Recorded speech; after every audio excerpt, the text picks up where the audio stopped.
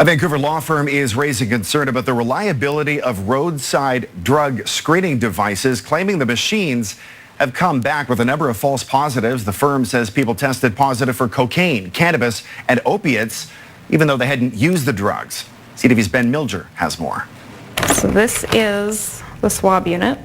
The Draeger Drug Test 5000 is supposed to be quick, easy to use, and accurate. The federal government approved the device for police to use in roadside tests to see if drivers are impaired by cannabis. The issue is, does it fit in the Canadian legal context? And I'm more and more thinking that it doesn't. Impaired driving lawyer Paul Doroshenko and his colleagues bought one of the machines to test its reliability. They claim the machine returned a false positive for opiates after a test subject ate a poppy seed muffin. Doroshenko himself drank tea and tested positive for cocaine. A third person took CBD, a cannabis extract that doesn't produce a high, and tested positive for THC. How much testing has been conducted? We've done some tests that we can do, and we will continue to, but ultimately it raised probably more questions for us than answers. The province's top cop deferred to the feds. They said they have gone through comprehensive testing, that it's a technology that's used in many other jurisdictions, but I've said all along that whenever something like that is introduced, I fully expect it is going to be challenged. No RCMP detachments in the province use the Draeger machine yet, and the Vancouver Police Department doesn't either.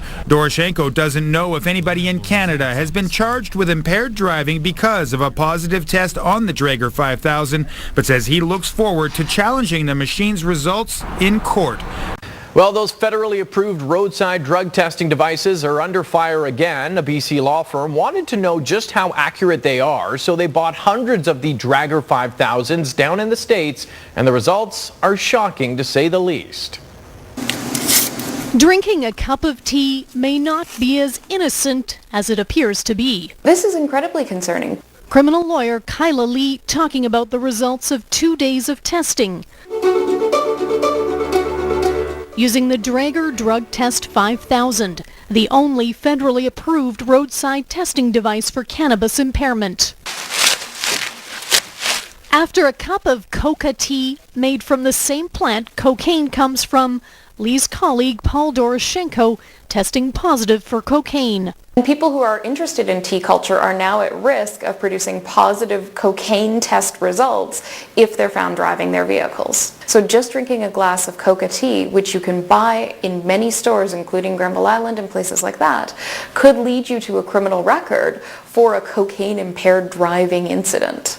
Consuming poppy seed cake netted a positive test for opioids, and someone who had never used cannabis before tried a small amount of CBD, a non-impairing cannabinoid used to treat pain, and tested positive for cannabis. It was still detectable in the saliva, even though it wasn't impairing anybody in any way. Vancouver police have taken a pass on the Draeger. Abbotsford police have acquired one device, but it hasn't been deployed. The department running its own tests, which have not yielded any questionable data. We have to put more effort in this country into finding a device that's capable of differentiating between something that's impairing a person and something that's merely present in their system as a result of an innocent course of conduct. For now, when it comes to poppy seeds and tea, it's driver beware. Indulge at your own risk.